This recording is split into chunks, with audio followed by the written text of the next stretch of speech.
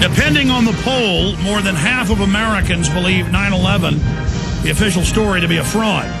The lowest polls that are scientific are 36%. Some scientific polls, like the Angus and Reid New York Times poll of 2006, show 84% question the official story and believe they're being lied to. You're not a terrorist if you question. 9/11 Truth had never been engaged in any violence.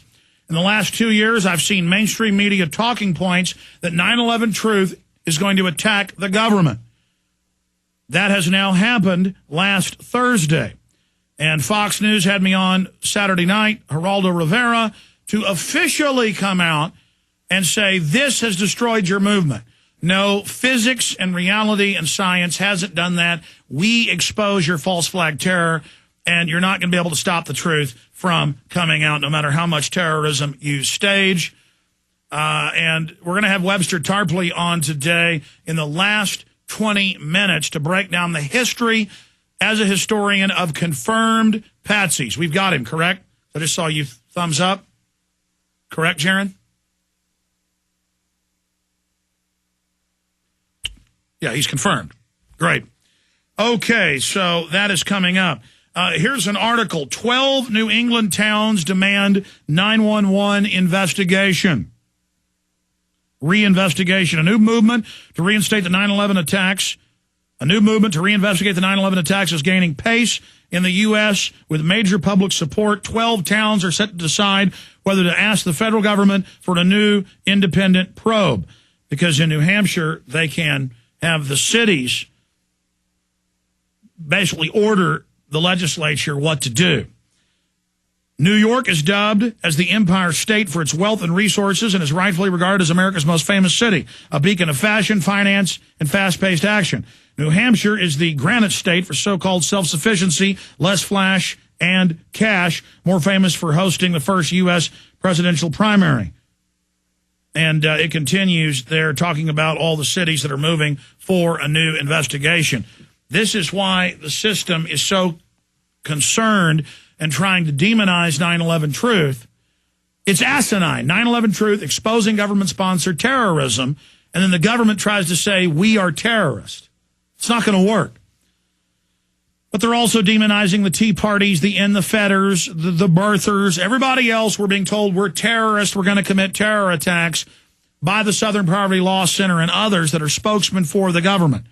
And just like Hitler would stage terror attacks to demonize his political enemies, the same thing is being set up. And I've been predicting it intensely in the last really year, but the last 3 months intensely, warning every day, and now you're seeing clear false flags. So Webster coming on the last 20 minutes to walk through all of this with us.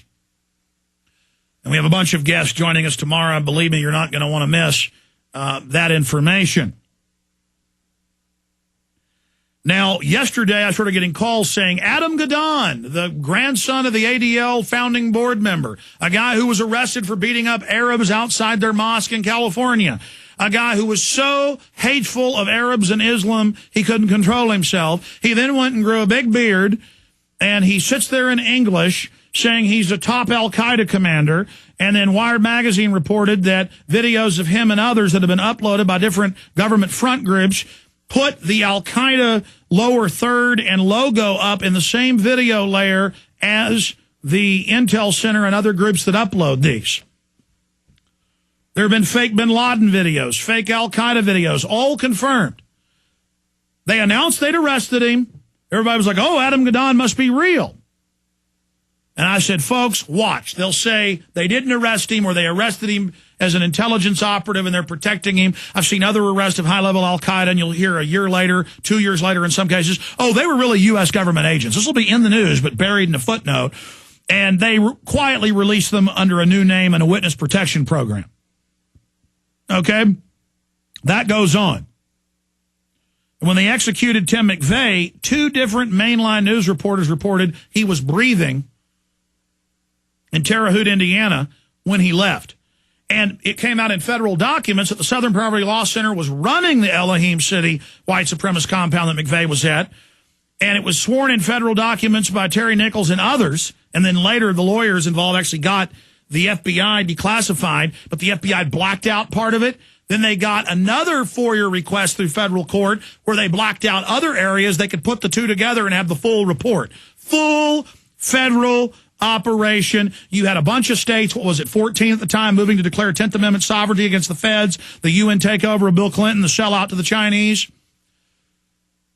A move to get us out of the United Nations, and boom, they blew that building up. It came out on CBS News that the ATF had been told not to be in the building that day, that the FBI was in the town running an operation, and it came out that McVeigh was hired in Black Ops to infiltrate militia and terror groups. That is confirmed. And it's confirmed in the New York Times and CBS News again that the FBI cooked the bomb, trained the drivers, totally set up these two mentally retarded dupes in 1993 for the World Trade Center attack. The Ahmad Salam intelligence agent from Egypt thought they were setting him up, recorded the FBI telling him, you let that bombing go ahead. And that's the only reason he got away without being arrested. And he was given $1,300,000 payoff to keep quiet after that happened.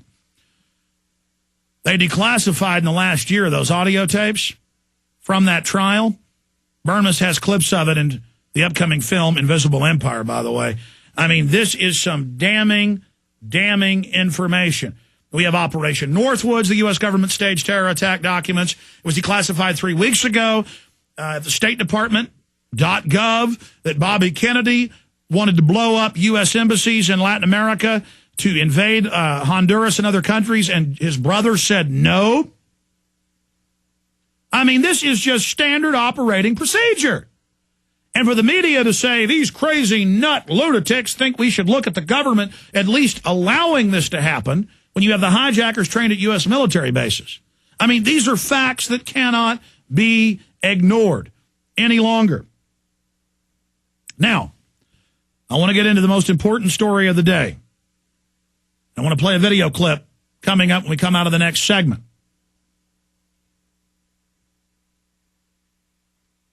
The federal government under Tom Ridge in 2003 admitted that the airport security you see will be nationwide. They're now putting out Homeland Security videos showing mobile trucks where they're going to body scan you, brain scan you. The machine supposedly tells if you're lying to get into football games, at highway checkpoints. No judge, no jury, no nothing. And, of course, the machine's a quack fraud, just like lie detectors were proven to be a fraud in millions of people that were sent to prison, hundreds of thousands who were innocent. It's just made up. Oh, but the machine says you're lying. We're going to show you some Homeland Security video of that coming up. But the bigger issue here for everyone to understand and for everyone to be clear about is that Section 802 of the USA Patriot Act states that all misdemeanors are acts of terrorism. And last week we read articles where it's being used against homeless, gun shops, people that supposedly don't pay their income taxes, no due process. They're being arrested under the Patriot Act. John Warner Defense Authorization Act of 2007 states the feds are here and Northcom are here to take over the states. The MIAC Homeland Security documents of last year, internal documents law enforcement gave us, mainstream media confirmed they were real, says gun owners, veterans, returning gun owner veterans, libertarians, Ron Paul supporters, in the fetters, tax protesters are what Homeland Security is really for. It's not for the radical Arabs that the CIA runs 9 times out of 10. And now they admit with this Adam Gadon that he wasn't arrested. It was all fake, as usual. Again. They tell you they arrest him, then they tell you hours later they didn't in a bottom footnote. That's how stupid they think you are to lend credibility to this Adam Gadon guy. And when he's making videos again in a month, the media won't retract that he was never arrested. This is PSYOP mind control. Dissenters to be detained as enemy belligerents. This isn't just PrisonPlanet.com. This is Atlantic Monthly.